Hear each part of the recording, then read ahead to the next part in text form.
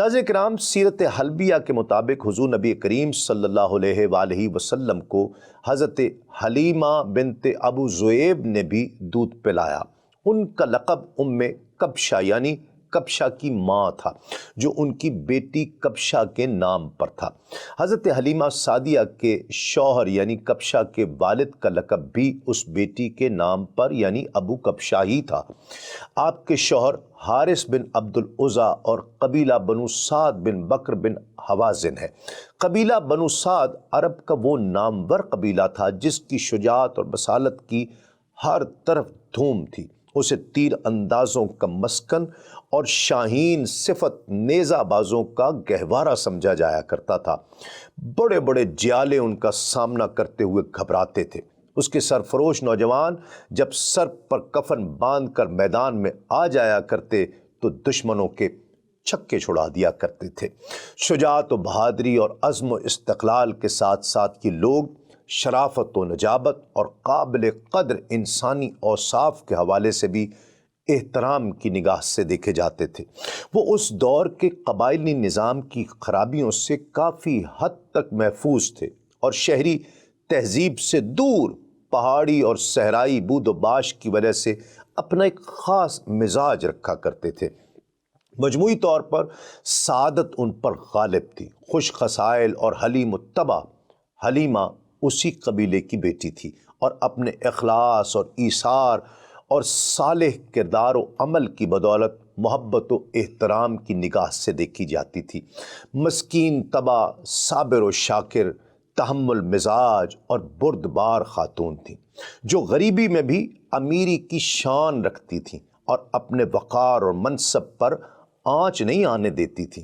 غربت و افلاس نے اسے اور اس کے مختصر خانوادے کو بری طرح اپنے شکنجے میں جکڑا ہوا تھا، مگر وہ بڑی پامردی اور استقلال کے ساتھ اس کا مقابلہ کر رہی تھی۔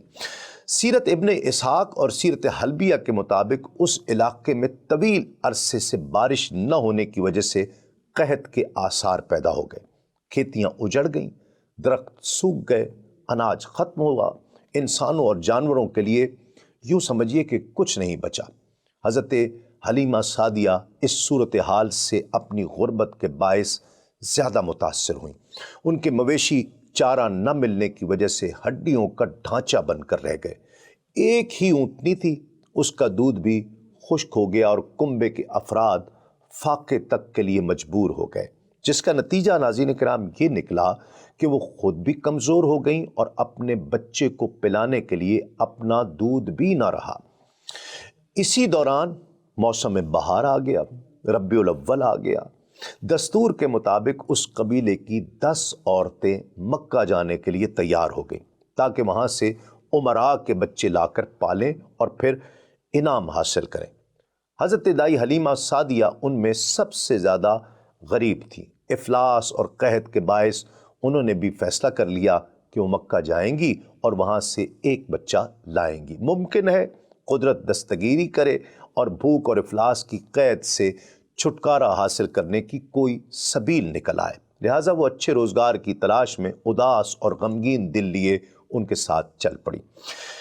اس لیے بھی اداس اور دل گرفتہ تھیں کہ قبیلے کی عورتوں کی تیز رفتار سواریوں کا ساتھ دینا اس کی ناتواں اونٹنی کے بس کا روگ نہیں تھا اور وہ یہ جانتی تھی۔